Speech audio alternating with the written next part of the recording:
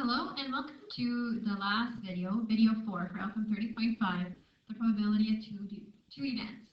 Today we're going to look at a special case of dependent events, which is what happens when we find a probability of one event given that another one has already occurred. This type of probability is called a conditional probability. So our goal today is to understand and solve problems that involve conditional probability. So let's define that. Conditional probability is the probability of an event occurring given that another event has already occurred. We have special notation for that, and that is that little line right here. And it's just written P, which is probability of B given that A has already occurred. That is a conditional probability whenever you see that word given. So here's our first example. The Fortune family has 2 children. Cam wants to know the probability the family is going to have 2 girls. Roshana is going to determine the probability that the family has 2 girls, given that the first one is already a girl. How are these probabilities similar and how are they different? So let's look at Cam. He would be finding out all the different options. It could go a girl and then a girl. It could go boy and then a boy. It could go girl and then boy, or it could go boy and then girl. There is only one option here that have 2 girls. So for Cam, that is a 1/4 probability. If you divide that, that's 0.25 times it by 100. That's a 25% chance. Now, if we look at Roshana, she is given some information. She already knows that the first child is a girl. So out of Cam's options, it could go girl and then girl, or it could go girl and then boy. So she's only got 2 different options, given that the first one is already a girl, and this is the only one that satisfies 2 girls. Divide that, you get 0.5 times it by 100, you have a 50% chance. That's what we mean by conditional probability. We could eliminate some of those scenarios, the ones that had a boy first, for Roshana, because we were given that it had to be a girl first. Here's another example using a Venn diagram. One way to think of B, that line moved on me here, given A, is using a Venn diagram. So here is a Venn diagram of famous mice and Disney characters. So we have Donald, Daisy, Goofy, Pluto over here. We got Mickey and Minnie in the middle. And we got Mighty Mouse and we got Jerry over there. So we want to find what is the probability of a Disney character given that it's a famous mouse. So I already know that it's going to be a famous mouse. It limits what I'm looking at to just this circle right here of famous mice. In that circle, there are 4. Now I only want to include the ones that are Disney characters, which are these 2 right here. So 2 out of 4 reduces to 1/2. You can divide that and make 0.5 times it by 100 and a 50% chance. Again, when you read that word given, it just narrows down your search to whatever ones you're looking for. So in this case, we only wanted to look at the famous mice, first of all, and then the Disney characters that were included in that one. Let's try another one. A letter is chosen at random from the word volleyball. Find the probability of it being a letter L.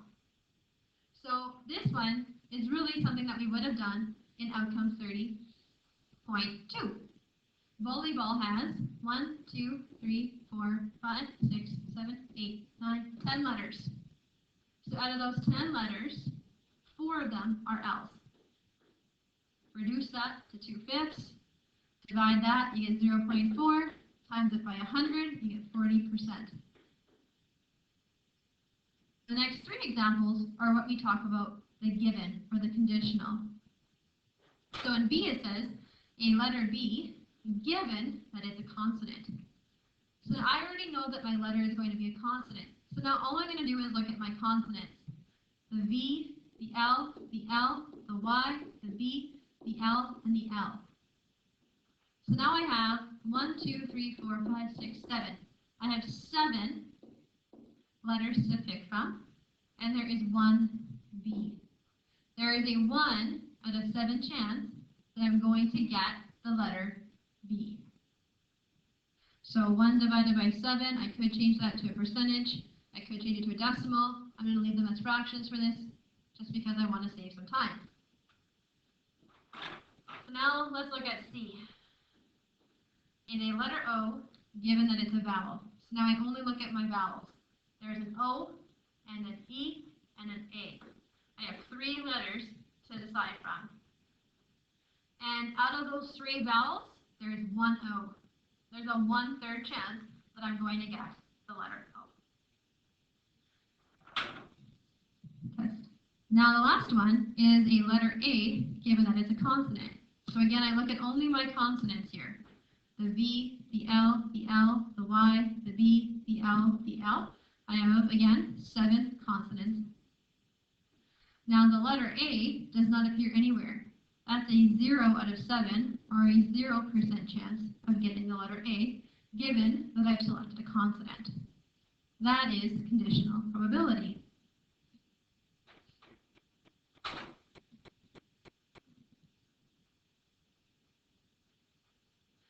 We'll try one now with dice.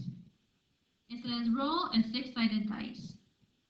Find the probability that we get A, an even number. So again, A is simply an example, just like we would have done in 30.2. There's 6 different rolls that I can make. Out of those 6 numbers, there are 1, 2, 3 evens, so 3 out of 6, which is a 1/2, which is 0.5, which is a 50% chance. B. You want a number that is less than 4. So less than 4 are all of those numbers down that way. So out of those 6 numbers, less than 4, well, there are 3. Same as above, reduces to 1/2, 0.5 if you divide, which is 50% if you multiply by 100. C. C then says, what is the probability that it's an even number given that it's less than 4? Well, now I already am given that it's less than 4. I'm only looking at the numbers 1, 2, and 3. So I have 3 different options. Out of those 3 options, 2 is the only one that is even, so it is a 1/3. Divide that, you get 0.3 repeating, times it by 100, you get 33.3%. That is a conditional problem. Now sometimes, when you do conditional probability, you would like a formula. So here is a formula. The probability of A given B equals the probability that A and B happen over the probability of B. So let's try the formula out. A fish store has 40 fish in a tank. 18 are red, 6 are large, 2 are both red and large. Find the probability of randomly picking a large fish given that it's red. So we want to find the probability of large given that it's red. So that would be the probability that it's large and red out of the probability that it's red.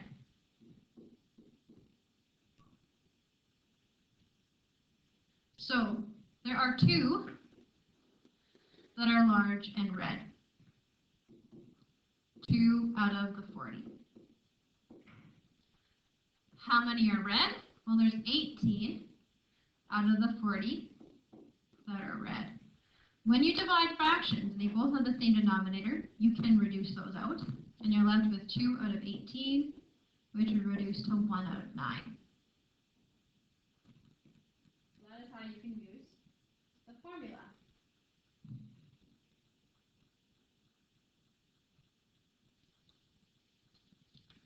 So that's how you use the formula, and it can come in handy. I have one more example for you, and it is a little bit more involved than any of the rest, so please hang in there with me. So we have a parking lot that has 3 red trucks, 4 black trucks, 5 red cars, and 3 black cars. So if I want to total that up, how many red are all together? I have 3 red ones and 5 red ones, that's 8 red altogether. And in terms of the blacks, we have 4 black and 3 black, so 7 black vehicles. So A, we want to have them to be the same color. So to have the same color, it's either going to be a red and then a red, or it's going to be a black and then a black. So for red, there's 8 red out of a grand total of how many altogether? 3 plus 4 plus 5 plus 3 is 15. So 8 out of 15 are red. Second one, there'd be 14 vehicles left. 7 of them are red.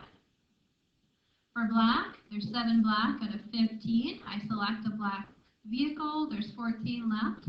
6 of them are black. So now I need to multiply. 8 times 7 is 56 out of 210. 7 times 6 is 42 out of 210. And that keyword or means I'm going to add. So 56 plus 42 is 98 out of 210. Yes, I normally reduce, but on these conditional problems, I'm not going to reduce because it's going to save me some work in the long run. Now B. B wants the same type and the same color. So that means that I have a few different options. It could go probability of a red truck, and then another red truck. It could be, the next one is black trucks, so it could be black truck, black truck.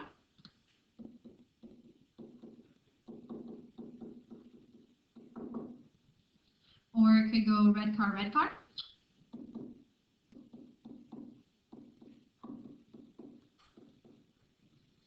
Or it could go black car, black car.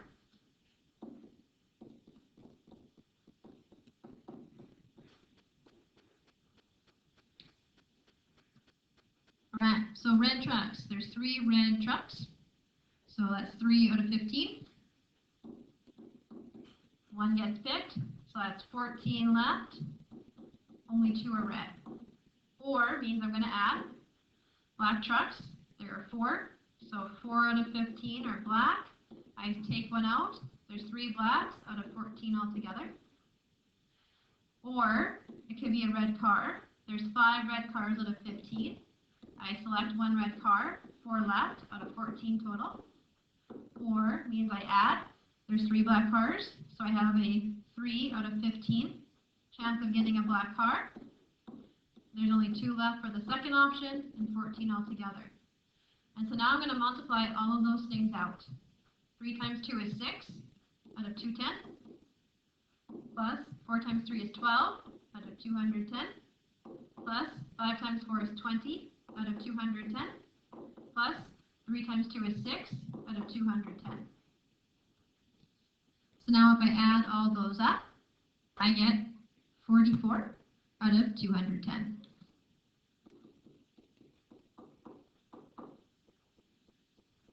Again, I'm not rounding on purpose because of the next part of the question.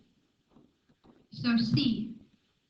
C says we want the same. So question C is the conditional one. They are the same type given they're the same color.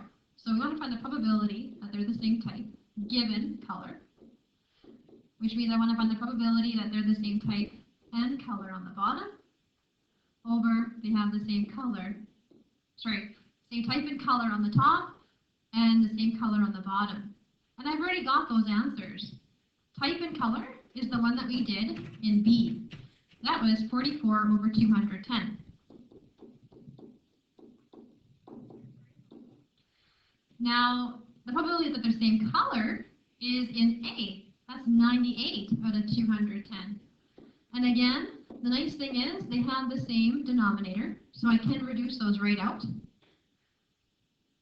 And I am now left with 44 over 98, which can reduce. 44 over 98 is 22 over 49.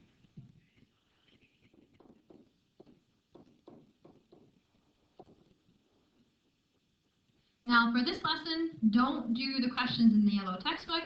You will want to do the handout that will be given to you.